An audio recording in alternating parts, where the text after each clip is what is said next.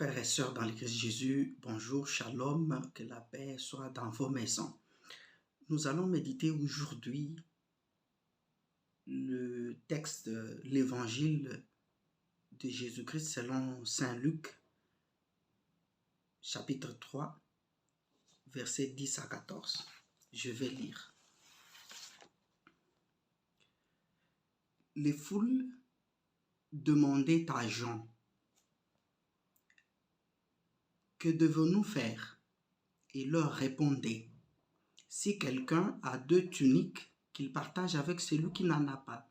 Si quelqu'un a de quoi manger, qu'il fasse de même. » Des collecteurs d'impôts aussi vinrent se faire baptiser et lui dirent, « Maître, que nous faut-il faire ?» Il leur dit, « N'exigez rien de plus que ce qui vous est fixé. » Des militaires lui demandaient, « Et nous, que nous faut-il faire ?» Il leur dit, « Ne faites ni violence, ni tort à personne, et contentez-vous de votre solde. » Méditant sur cette parole que nous venons d'entendre, il se trouve au centre une question. Que devons-nous faire? Que devons-nous faire? Que dois-je faire pour mériter le salut, pour mériter de recevoir celui qui vient? Parce que comme vous avez entendu, il s'agit de la prédication des gens qui préparent, de Jean-Baptiste, qui prépare les foules à l'accueil du Christ. Et la question est fondamentale. Le Christ vient, oui. Le Messie tant attendu vient, oui. Mais que devons-nous faire pour l'accueillir? Que dois-je faire pour qu'il me trouve dans les dispositions pouvant me permettre à accéder à lui? Et ce n'est pas une question banale, c'est une question fondamentale. C'est une grande question en ce moment de l'attente de la venue du Christ. Et cette question, chacun d'entre nous doit se la poser. Mais lorsque je scrute le texte que nous venons d'entendre et les réponses que Jean donne à cette question qui lui est posée, je trouve qu'il s'agit bien d'une question identitaire. Lorsque les foules ou la foule demande à Jean, « Que devons-nous faire ?» Jean rétorque que celui qui a 2 vêtements partage avec celui qui n'en a pas, que celui qui a de quoi manger fasse de même. Bien que c'est la foule qui pose la question, bien que la réponse semble être générique, la notion de l'identité est en jeu ici. Il répond à la foule, mais de manière singulière.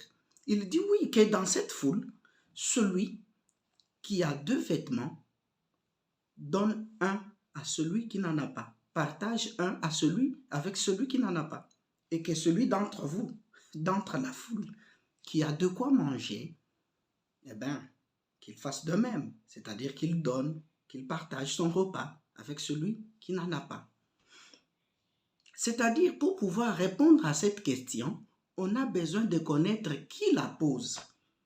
Quelle est l'identité de celui qui pose la question?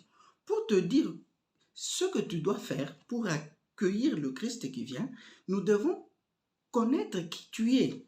Voilà pourquoi même la réponse dans la suite du texte s'adresse directement à chaque catégorie de la personne ou des personnes qui posent la question.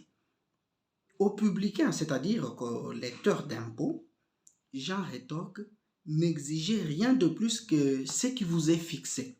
Parce qu'il sait que dans la mentalité de ces gens, ils mettent un peu de plus sur ce qui est exigé dans leur travail, sur les taxes qu'ils doivent récolter chez les personnes, ils ajoutent, ils augmentent, ils font le mal, ils vont au-delà de ce qui est attendu. Voilà pourquoi la réponse s'adresse à eux en disant, n'exigez pas, vous collecteurs d'impôts, n'exigez pas de plus que ce qui vous est demandé.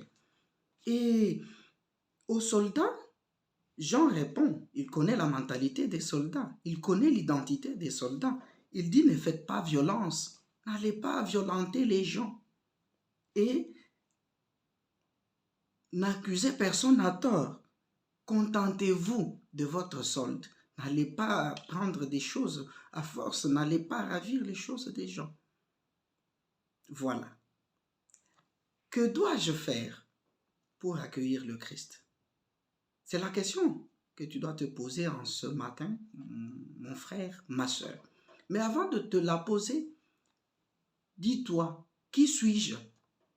Si tu es femme mariée, tu sais alors les exigences de cet état de cause. Reste fidèle à ton mari, sois obéissant à ton mari, remplis les tâches de ton foyer. Si tu es un homme marié, reste fidèle à ta femme, remplis les tâches de ta famille et fais ce qui est dû à un homme marié. Si tu es travailleur, eh bien, contente-toi de ton salaire à la fin du mois. Laisse de faire des magouilles, ça et là, pour t'enrichir illicitement. Donc, nous devons connaître l'identité de celui en face de qui nous sommes pour pouvoir lui dire, en tant que prophète, qu'est-ce qu'il lui faut. Mais comme on ne sait pas vous s'adresser à tous en vous voyant, parce que nous le faisons sur les réseaux, sur YouTube, c'est à vous-même de vous poser la question. Moi-même, qui suis-je? Eh bien, si je suis travailleur, que je reste dans mon travail et que je gagne ce qui m'est dû. Si je suis enseignant, que je le fasse sans aller au-delà. Mais ce n'est pas seulement Jean qui a posé cette question. Ce n'est pas seulement Jean qui a répondu à cette question. Jésus lui-même répond à cette question. Parce que si vous lisez Matthieu 19, 16, si vous lisez Luc 10, 25, si vous lisez Luc 18, 18, vous trouverez qu'à plusieurs moments, cette question revient dans le ministère de Jésus. Il y a des gens qui lui demandent, que devons-nous faire pour hériter le royaume des cieux? Mais nous avons choisi ici de lire Marc chapitre 10, versets 17 à 22. Marc 10, 17 à 22. Comme il se mettait en route, quelqu'un vint en courant et se jeta à genoux devant lui. Il lui demandait, « Bon maître, que dois-je faire pour recevoir la vie éternelle en partage ?» Jésus lui dit, « Pourquoi m'appelles-tu bon? Nul n'est bon que Dieu seul. Tu connais les commandements. Tu ne commettras pas de meurtre, tu ne commettras pas d'adultère, tu ne voleras pas, tu ne porteras pas de faux témoignages, tu ne feras de tort à personne. Honore ton père et ta mère. » L'homme lui dit, « Maître, tout cela je l'ai fait, je l'ai observé dès ma jeunesse. » Jésus le regarda et se prit à l'aimer. Il lui dit, « Une seule chose te manque.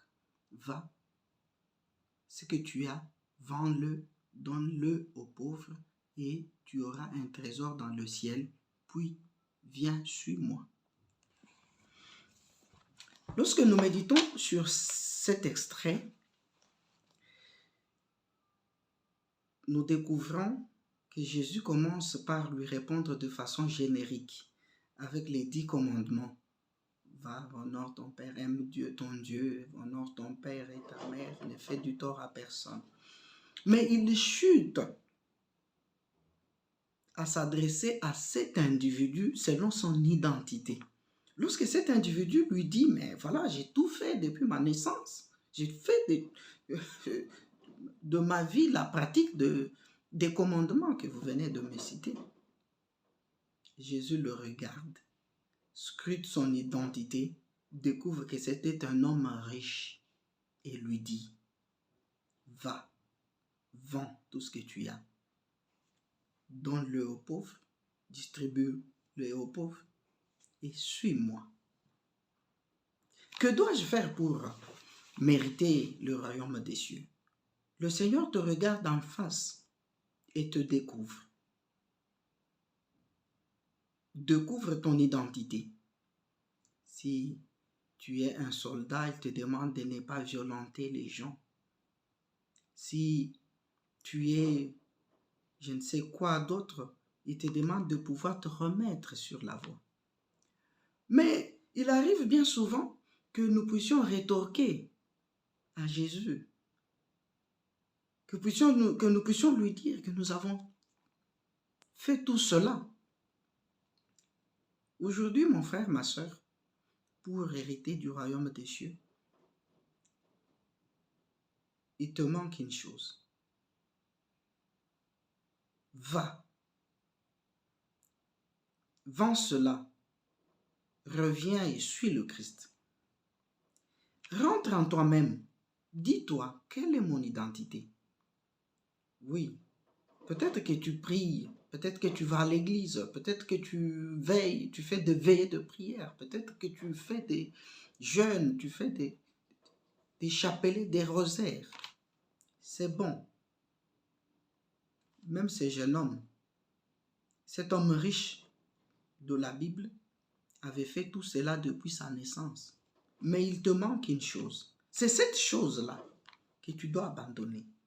Toi qui es un homme marié, mais qui entretient une autre relation en dehors de ton mariage avec d'autres femmes ou avec une autre femme, c'est cela qui te manque. Toi qui es travailleur, qui a un salaire, mais qui vole dans la caisse de l'entreprise pour t'enrichir, c'est cela qui te manque.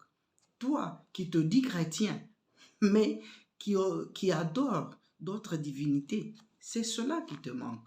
Toi qui te dis chrétien, qui ne veux pas partager avec les autres, c'est cela qui te manque. Toi qui te dis parent, mais qui ne prend pas en charge tes enfants, c'est cela qui te manque. Toi qui te dis salarié, mais qui ne donne pas la dîme, c'est cela qui te manque. Mon frère, pour hériter le royaume, du royaume des cieux, il ne suffit pas de pratiquer tous les commandements depuis le jeune âge, mais il suffit de faire ce qui te manque. Tu as déjà fait tout ce que tu fais depuis le jeune âge. Bravo. Mais qu'est-ce qui te manque? Rentre en toi-même. Regarde-toi. Tu as déjà tout fait. Tu as tout un chemin avec le Seigneur. Tu as tout un cheminement avec Dieu. Mais une seule chose te manque. Une seule chose te manque. Et ce n'est pas à moi de te dire cela aujourd'hui. C'est à toi de découvrir au fin fond de toi-même. Qu'est-ce qui te manque? Qu'est-ce qui ferait que si le Christ venait, il te mette de côté aujourd'hui?